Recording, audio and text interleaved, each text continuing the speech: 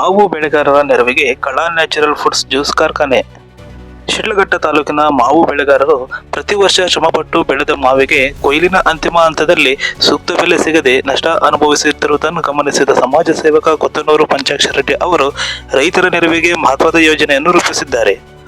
ತಾಲೂಕಿನ ಕೊತ್ತನೂರು ಸಮೀಪದ ಬಚ್ಚಳ್ಳಿ ಗ್ರಾಮದ ತಮ್ಮ 8 ಎಕರೆ ಜಮೀನಿನಲ್ಲಿ ಸುಮಾರು 40 ಕೋಟಿಗೂ ಅಧಿಕ ಅಂದಾಜು ವೆಚ್ಚದಲ್ಲಿ ಕಳಾ ನ್ಯಾಚುರಲ್ ಫುಡ್ಸ್ ಹೆಸರಿನಲ್ಲಿ ಮಾವು ಆಧಾರಿತ ಜ್ಯೂಸ್ ತಯಾರಿಕಾ ಘಟಕ ಸ್ಥಾಪಿಸಲು ಮುಂದಾಗಿದ್ದಾರೆ. ತಮ್ಮ ಸಹೋದರನಾದ ನಾದಬಿಂದು ಕಳಾತೀರ್ಥ ರೆಡ್ಡಿ ಅವರ ಜ್ಞಾಪಕಾರ್ಥವಾಗಿ ಸಂಸ್ಥೆಗೆ ಕಳಾ ನ್ಯಾಚುರಲ್ ಫುಡ್ಸ್ ಎಂದು ಹೆಸರಿಡಲಾಗಿದೆ ಎಂದು ಪಂಚಾಕ್ಷರ ರೆಡ್ಡಿ ತಿಳಿಸಿದರು.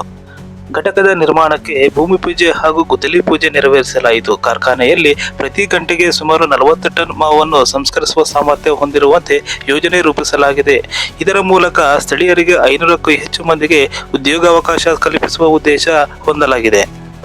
ಇಲ್ಲಿ ತಯಾರಾಗುವ ಉತ್ಪನ್ನಗಳನ್ನು ದೇಶದ ವಿವಿಧ ಭಾಗಗಳ ಜೊತೆಗೆ ವಿದೇಶಗಳಿಗೂ ರಫ್ತು ಮಾಡುವ ಯೋಜನೆ ಇದೆ. ಇದರಿಂದ ತಾಲೂಕಿನ ಮಾವು ಬೆಳೆಗಾರರಿಗೆ ಅದರ ಉತ್ಪನ್ನಗಳಿಗೆ ನಿಗದಿತ ಹಾಗೂ ಉತ್ತಮ ಬೆಲೆ ದೊರೆಯುವಂತಾಗಿದೆ ಎಂದು ಪಂಚಾಕ್ಷರ ರೆಡ್ಡಿ ಅವರು ಭರವಸೆ ನೀಡಿದರು. ಮುಂಬರುವ ಮಾವು ಸೀಸನ್ ಆರಂಭವಾಗುವ ಫೆಬ್ರವರಿ-ಮಾರ್ಚ್ ವೇಳೆಗೆ ಕಾರ್ಖಾನೆಯ ಕಾಮಗಾರಿ ಪೂರ್ಣಗೊಳಿಸುವ ಗುರಿ ಹೊಂದಲಾಗಿದೆ ಎಂದು ಅವರು ತಿಳಿಸಿದರು. ಕಾರ್ಯಕ್ರಮದಲ್ಲಿ ಪಂಚಾಕ್ಷರ ರೆಡ್ಡಿ ಅವರ ಸಹೋದರರು, ಮಕ್ಕಳು, ಕುಟುಂಬದ ಸದಸ್ಯರು, ಗ್ರಾಮಸ್ಥರು ಹಾಗೂ ಅಭಿಮಾನಿಗಳು ಭಾಗವಹಿಸಿದರು. ಕಾರ್ಯಕ್ರಮಕ್ಕೆ ಆಗಮಿಸಿದ ಗಣ್ಯರನ್ನು ಶಾಲು ಹೊದಿಸಿ ಗೌರವಿಸಲಾಯಿತು. ಬಳಿಕ ತೀರ್ಥಪ್ರಸಾದ ವಿತರಿಸಲಾಯಿತು.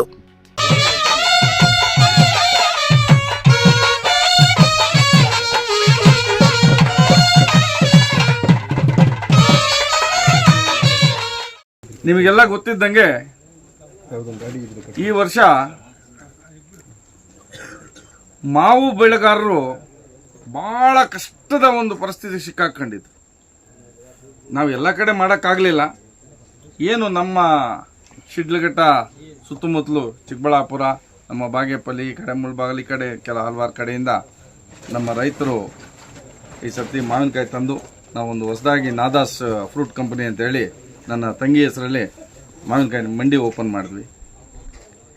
ಸುಮಾರು ಡೈಲಿ ಒಂದು 200ರಿಂದ 300 ಟನ್ ಮಾವಿನಕಾಯಿ ಸರಬರಾಜು ಮಾಡಿದರು. ರೈತರಿಗೆ ನಮ್ಮ ಕೈಲಾದಷ್ಟು ತಕ್ಕ ಮಟ್ಟಿಗೆ ಒಳ್ಳೆಯ ಒಂದು ಬೆಲೆ ಕೊಟ್ಟು ಮಾರಿ ಒಂಚೂರು ಅನುಕೂಲ ಮಾಡಿಕೊಟ್ವಿ.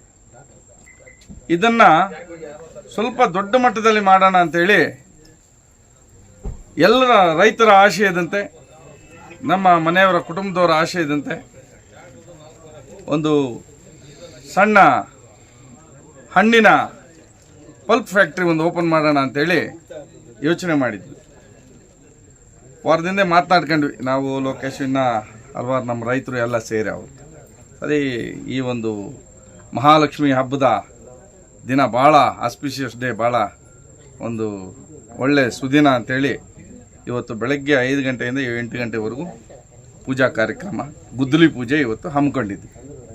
ಅದಕ್ಕೆ ತಾವೆಲ್ಲ ಬಂದಿದ್ದೀರಿ. ತಮಗೆ ನಮ್ಮ ಕುಟುಂಬದ ಪರವಾಗಿ, ನನ್ನ ಪರವಾಗಿ, ಆ ಮಹಾತಾಯಿ ಮಹಾಲಕ್ಷ್ಮಿ ಪರವಾಗಿ ಶುಭವನ್ನು ಕೋರ್ತಾ, ಈ ಒಂದು ನಮ್ಮ ಬಚ್ಚಳ್ಳಿ ಹಾಗೂ ಕೊತ್ತನೂರು ಎಲೆಯಲ್ಲಿರುವ ನಮ್ಮ ತೋಳ್ಪಡಿ ಅನ್ನೋ ತೋಟದಲ್ಲಿ, ಇದು ನಾವು ಸಂಪಾದನೆ ಮಾಡಿದ ಆಸ್ತಿ ಅಲ್ಲ, ನಮ್ಮ ತಾತನವ್ರ ಭಿಕ್ಷೆ, ನಮ್ಮ ತಂದೆಯ ತಾತನವರ ಭಿಕ್ಷೆಯಲ್ಲಿ ನಾವು ಬದುಕ್ತಾ ಇದ್ದೀವಿ. ಈ ಒಂದು ತೋಟದಲ್ಲಿ ಒಂದು ಜ್ಯೂಸ್ ಫ್ಯಾಕ್ಟ್ರಿನ ನಿರ್ಮಾಣ ಮಾಡೋಣ ಅಂತೇಳಿ ಇವತ್ತು ಗುದ್ದಲಿ ಪೂಜೆನ ನೆರವೇರಿಸಿದ್ದೀವಿ. ಇದಕ್ಕೆ ತಮ್ಮೆಲ್ಲರ ಸಹಕಾರ, ಹೇರಳವಾಗಿ ರೈತರ ಸಹಕಾರ, ಯಾಕಂದರೆ ರೈತರಿಗಾಗಿ ನಿರ್ಮಿಸ್ತಾ ಇದ್ದೀವಿ. ಇದನ್ನು ಮುಂದಿನ ದಿನಗಳಲ್ಲಿ ಮಾವು ಹೇರಳವಾಗಿ ಬೆಳಿತೀವಿ ನಮ್ಮ ಕಡೆ. ಇವತ್ತು ಜ್ಯೂಸ್ದು ಮಾವಿನಕಾಯಿ 2 ರೂಪಾಯಿಗೆ ನಿಗದಿಪಡಿಸಿದ್ರು. 1 ಟನ್ 1,000 kg 2,000 ಅಂದರೆ ಬರೀ 2 ರೂಪಾಯಿ. ರೈತರು ಏನಾಗೋದು ಹೇಳಿ? ಸುಮಾರು ಜನ ಈ ಕಡೆ ಹಲವಾರು ರೈತರು ನನ್ನ ಹತ್ರ ಅಳಲು ತೋಡ್ಕೊಂಡ್ರೆ ಏನಂತ, ರೆಡ್ಡಿ ಈ ಸರ್ತಿ ನಾವು ಮಾವಿನ ಮರಗಳನ್ನ ಕಡ್ದಾಕ್ಬಿಡ್ತೀವಿ. ಅವತ್ತು ನನಗೆ ಭಾಳ ನೋವಿನ ವಿಚಾರ. ಇವತ್ತು ಒಂದು ಮರ ನಾವು ಸಾಕಬೇಕಂದ್ರೆ, ಒಂದು ಮರನ ಕಾಪಾಡಿ ದೊಡ್ಡದು ಮಾಡಿ ಅದು ಫಸಲು ಬರಬೇಕಂದ್ರೆ ಒಬ್ಬ ರೈತನ ಜೀವನ ಪೂರ್ತಿ ಕಳೆದೋಗುತ್ತೆ. ಅಂಥದ್ರಲ್ಲಿ ಇವತ್ತು ಮರ ಕಡಿತೀವಂದರೆ ಇನ್ನೆಷ್ಟು ನೋವಿನಿಂದ ರೈತನಿರ್ತಾನೆ.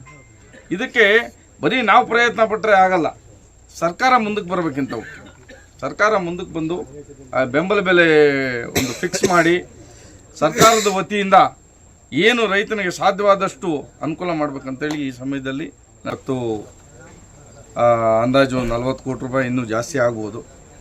1 ಗಂಟೆಗೆ 20 ಟನ್ ಪ್ರೊಸೆಸ್ ನಡೆಯುತ್ತೆ ಅಂಥದ್ದು 2 ಯೂನಿಟ್ ಮಾಡ್ತಾ ಇದ್ದೀವಿ. ಇದರಲ್ಲೇ ಒಂದೇ ಜಾಗದಲ್ಲೇ 2 ಯೂನಿಟ್ ಮಾಡ್ತಾ ಇದ್ದೀವಿ. ಸುಮಾರು ಒಂದು 8 ಎಕರೆ ಜಾಗ ಇದಕ್ಕೆ ಯುಟಿಲೈಸ್ ಮಾಡ್ಕೊತಾ ಇದ್ದೀವಿ. ಇದರಲ್ಲಿ ಹಣ್ಣು ಮಾಡಿ ಅದನ್ನು ಪಲ್ಪ್ ತೆಗೆದು ಬೇರೆ ರಾಷ್ಟ್ರಗಳಿಗೆ ರಫ್ತು ಮಾಡೋಕ್ಕೆ ನಾವು ಯೋಜನೆಯನ್ನು ಹಾಕ್ಕೊಂಡಿದ್ದೀವಿ.